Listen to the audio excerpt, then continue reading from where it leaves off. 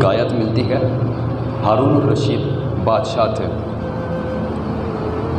ان کا بیٹا ولیوں کی صحبت میں بیٹھتا تھا، اللہ والوں کے پاس جاتا تھا، تو اس کے اندر جو ہے نا جذبہ ایمانی بہت زیادہ تھا، وہ اللہ اللہ کرتے تھے ہر وقت، پھر اپنے باپ کو ہر وقت یہ کہتے رہتے تھے کہ ابا جان یہ سلطنت میں کیا رکھا ہے، آپ اتنا ظلم کرتے ہیں، رعایا آپ کے پاس ہے، یہ اتنا مال و دولت ہے، اس کا حساب کیسے دیں گے آپ، ایسا یہ چھوڑیں، چلیں اللہ کے راستے میں چلتے گئے، اللہ اللہ کرتے گئے، اللہ کو راضی کرتے گئے۔ تو یہ حکایت میں ملتا ہے کہ آپ کے باپ نے نہ مانا، کیونکہ اس وقت اقتدار کی وہ ہوس میں تھے، وہ اپنے اقتدار میں لگے رہے، تو پھر یہ حکایات کے لفظ ہے کہ آپ کا بیٹا آپ سے ناراض ہو کر وہاں سے چلا گیا اور روح پوش ہو گیا، مطلب اس نے اپنی حقیقت چھپا لی کہ میری حقیقت کیا ہے۔ تو یہ حکایت میں ملتا ہے کہ بادشاہ وقت کا بیٹا مزدوری کرنے لگ گیا، دہاڑی کرتا تھا، کیسی اس کی عادت تھی، پورے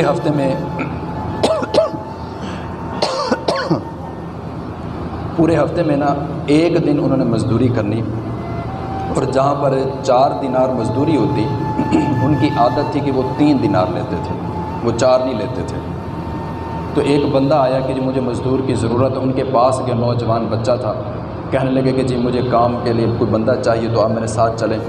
تو وہ جو بچہ تھا وہ کہنے لگا میری کچھ شرطیں ہیں، وہ کہنے لگا جناب کام پہ میں لے کر جا رہا ہوں، شرطیں تو میری ہونی چاہیے تھی، یہ الٹا یہ مزدور کہہ رہا ہے کہ شرطیں میری ہیں، چلو بتاؤ کیا شرطیں ہیں۔ تو وہ بچہ تھا وہ کہنے لگا کہ پہلی شرط میری یہ ہے کہ دہاڑی بنتی ہے 4 دینار، میں لوں گا 3 دینار۔ کہنے لگے یہ تو بہت اچھی شرط ہے، اور کوئی شرط؟ وہ دل میں سوچنے لگے اور شرط اس سے بھی اچھی ہوگی۔ تو وہ کہنے لگا کہ جب اذان کی آواز آئے گی جدھر کام ہوگا میں ادھر چھوڑ کے اذان کی آواز سنتے ہوئے مسجد میں چلا جاؤں گا، میں کسی کی کوئی بات نہیں سنوں گا۔ کہنے لگا یہ بھی ٹھیک ہے۔ کہنے لگے تیسری اور آخری شرط یہ ہے کہ میرے کسی بھی کام کے اوپر آپ کسی قسم کا کوئی سوال نہیں کریں گے، اور میں آپ کے کسی سوال کا جواب بھی نہیں دوں گا۔ المختصر انہوں نے کہا جی ٹھیک ہے۔ تو وہ کام پر چلے گئے، کام کر رہے تھے، مٹی سائڈ پہ رکھی ہوئی ہے، تھوڑا سا کام رہتا تھا، اذان کی آواز آ گئی تو اس بندے کا بچہ جو تھا وہ ساتھ کھڑا ہوا تھا، مزدور کے ساتھ کام کروا رہا تھا، کام لے رہا تھا، تو آپ نے ادھر ہی کہیں چھوڑ دی، بیل جا چھوڑ دی اور مسجد کو جانے لگے۔ تو وہ جو اس بندے کا بیٹا تھا وہ کہنے لگا بھائی یہ تھوڑا سا کام ہے، اس کو پورا کر کے چلے جاؤ۔ کہنے لگا اس بات میں تو نہ بولنا، تیرے باپ کے ساتھ میرا معاہدہ ہوا ہے، جب اذان ہوگی میں چلا جاؤں گا یہاں سے میں کام چھوڑ دوں گا، لہٰذا ہمارا معاہدہ ہو چکا ہے، مجھے روکنا۔ تو وہ نماز پڑھ کے واپس آئے، تو وہ جو بندہ تھا وہ کہنے لگا بندہ تو بڑا کمال کا ہے، بڑا نیک بندہ ہے۔ وہ کہنے لگا کہ بھائی کھانا کھا لو۔ وہ بچہ کہنے لگا نہیں جی رمضان بھی نہیں تھا، کہنے لگا میرا روزہ ہے، میں کھانا نہیں کھا سکتا، میرا روزہ ہے، میں کھانا نہیں کھاؤں گا۔ تو وہ بندہ بڑا حیران ہوا کہ نوجوان بچہ ہو کر نماز کا بھی پابند ہے اور روزے بھی رکھ رہا ہے ساتھ۔ پھر اگلے دن دوبارہ پہنچے، وہ کام کر کے چلا گیا، 3 دینار پکڑے گھر کو چلا گیا۔ اگلے دن واپس اسی اڈے پہ پہنچے اور جا کر ڈھونڈنے لگے، پر وہ بچہ نظر نہ آیا۔ تو باقی مزدوروں سے پوچھا کہ بھائی وہ جو کل نوجوان بچہ بیٹھا تھا وہ کہاں ہے؟ تو وہ جو جتنے مزدور تھے وہ کہنے لگے کہ بھی وہ تو ہفتے میں صرف 1 دن آتا ہے پھر چلا جاتا ہے، پورے ہفتے میں 1 دن آتا ہے، 1 دن مزدوری کی، پورا ہفتہ غائب رہتا ہے، پھر ہفتے والے دن آتا ہے۔ تو پھر وہ جو بندہ تھا وہ اس کی تلاش میں نکلا کہ ہفتے والے دن پھر آئے گا، پھر میں اس کو لے کر جاؤں گا۔ یہ معاملہ چلتے رہ گئے، 3 دفعہ 4 دفعہ وہ لے کر گیا، 5ویں دفعہ وہ بچہ ہفتے والے دن بھی نہیں آیا۔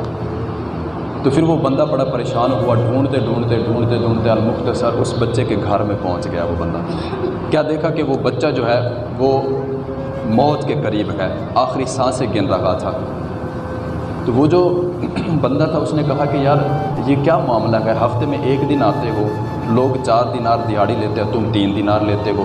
تو وہ کہنے لگا کہ میرے ہفتے کا گزر بسر جو ہے وہ 3 دینار میں چل جاتا ہے، تو میں 4 دینار کیوں کر لوں، وہاں پر حساب دینا پڑے گا، لہٰذا میں 3 دینار لیتا تھا، اور ہفتہ پورا میرا 3 دینار میں کاٹ جاتا ہے، اس لیے میں 1 دن مزدوری کرتا اور سارا ہفتہ وہ 3 دینار میں چلاتا رہتا، پورا ہفتہ، پھر ختم ہوتے پھر میں واپس آ جاتا۔ تو خیر وہ کہنے لگے کہ یہ امانت ہے، یہ کسی کو بتانا نہ۔ تو آپ نے جیب میں ہاتھ ڈالا، اس بچے نے جیب سے ایک انگوٹھی نکالی اور کہنے لگا کہ یہ انگوٹھی جو ہے بادشاہ وقت آئے گا ہارون اور رشید، اس کو کہنا کہ میری بات سنے، وہ آپ کی بات نہیں سنیں گے کیونکہ وہ بادشاہ وقت ہے، پھر ان کو کہنا کہ آپ کی امانت میرے پاس ہے، تو پھر وہ رک جائیں گے، وہ تیری بات بھی سنیں گے۔ تو پھر وہ انگوٹھی پکڑائی اس بندے کو اور کہنے لگے کہ میری جیب میں 3 دینار ہیں جو میں نے کمائے تھے، یہ پکڑ لو، کل میرا کفن دفن کر لینا اور مجھے دفنا دینا، کسی کو بتانا مت یہ کون تھا اور کیسے تھا۔ تو ان کا کفن دفن ہوا۔ اگلے دن عصر کی نماز کے بعد وہ بادشاہ جو تھا وہ اپنے سفر کو نکلا، تو وہ جو بندہ تھا جس کے پاس انگوٹھی ایک امانت تھی، اس نے آواز دی، بادشاہ رکا نہیں۔ پھر اس نے کہا کہ آپ کی ایک امانت میرے پاس ہے، تو وہ پھر بادشاہ رک گیا۔ پھر اس نے انگوٹھی نکالی کہ یہ آپ کی امانت ہے، تو وہ بادشاہ وقت جو تھا وہ رونے لگ گیا، چیخیں مارنے لگ گیا، زور زور سے رونے لگا، کہنے لگا یہ انگوٹھی کہاں سے ملی تجھے، اس کا مالک کہاں ہے جس نے تجھے یہ انگوٹھی دی؟ وہ کہنے لگے اس کا تو انتقال ہو گیا۔ پھر وہ مزید رونے لگ گیا، کہنے لگا مجھے اس کی قبر پر لے چلو۔ پھر قبر پر جب گئے، قبر پہ لیٹ کر دھاڑیں مار مار کے رونے لگ گیا، دھاڑیں مار مار کے اونچی اونچی آواز میں رو رہا تھا۔ تو پھر وہ جو بندہ تھا اس نے کہا کہ جی آپ کا اس سے کیا رشتہ ہے کہ یہ ایک انگوٹھی دیکھی آپ نے اور آپ کی حالت ہی تبدیل ہو گئی؟ وہ کہنے لگا یہ جو بچہ یہاں پر فوت ہو گیا، جو فقر میں اپنی زندگی گزار گیا، یہ میرا بیٹا تھا، یہ بادشاہ وقت کا بیٹا تھا، اور زندگی کیسے گزاری، مجھے کہتا تھا کہ ابا یہ چھوڑ دو، بادشاہ چھوڑ دو، اللہ اللہ کرتے گئے، بڑی لذت ہے، لیکن میں نے اس کی بات نہ مانی۔ تو یہ ولیوں کے پاس بیٹھا تھا، ان کی صحبت میں بیٹھتا تھا، تو اس کے دل میں اللہ کی محبت جاگی، یہ دنیا کو چھوڑ کے چلا گیا، پھر غائب ہو گیا۔ اور آج جب پتہ چلا تو میرا بیٹا اس دنیا میں نہیں رہا، تو وہ اقتدار چھوڑ کر، اپنے باپ کے پیچھے جو گدی تھی اس کو چھوڑ کر وہ اللہ کے راستے میں نکل پڑا۔ وجہ یہ تھی کہ اس کو پتہ تھا کہ یہ دنیا فانی ہے، یا کچھ بھی نہیں ہے، کسی کا کچھ بھی نہیں ہے۔ الذی خلق الموت والحیات لیبلوکم ایکم احسن عملا، یہ زندگی اور موت کا یہ جو کھیل ہے یہ اس لیے رچایا گیا کہ اللہ پہچانے، اللہ تعالیٰ دیکھے کہ کون سا میرا بندہ جو ہے وہ نیک عمل کرتا ہے اور کون سا میرا بندہ جو ہے وہ میرے راستے سے بھٹک جاتا ہے۔ یہ دنیا امتحان گاہ ہے، یہاں پر ہم امتحان دینے آئے گئے۔ اب یہ ہمارے اوپر ہے کہ ہم اس میں کامیاب ہوتے گئے کہ ناکام لوٹ جاتے گئے۔ اپنے معاملات درست کرو، اپنے ساتھ والے ہمسایوں کا خیال رکھو، بھائی چارہ، احسان اور محبت کا جو درس ہے اس کو اپناؤ۔ اور یہ حدیث ہے، آپ نے سنا ہوگا نا کہ جب تک بندہ اپنے مال و جان، اپنے ماں باپ، اپنے بچوں سے بڑھ کر حضور پاک علیہ الصلوۃ والسلام سے محبت نہ کر لے تب تک وہ پکا مومن نہیں۔ ایک اور حدیث بھی ہے اسی طرح، اس میں ہے کہ تب تک بندہ پکا مومن نہیں بن جاتا جب تک اس کی طبیعت شریعت کے مطابق نہ ہو جائے۔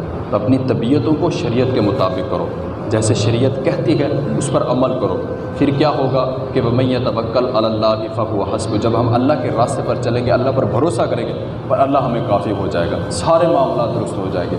تو اپنے سارے معاملات اللہ پر چھوڑو، پیار اور محبت کے ساتھ ایک دوسرے کے ساتھ رہو، پھر دیکھیے گا زندگی کتنا آسان ہو جاتی ہے۔ ان کی بات پھیلانا صدقہ جاریہ ہے، ثواب کی نیت سے ویڈیو کو شیئر ضرور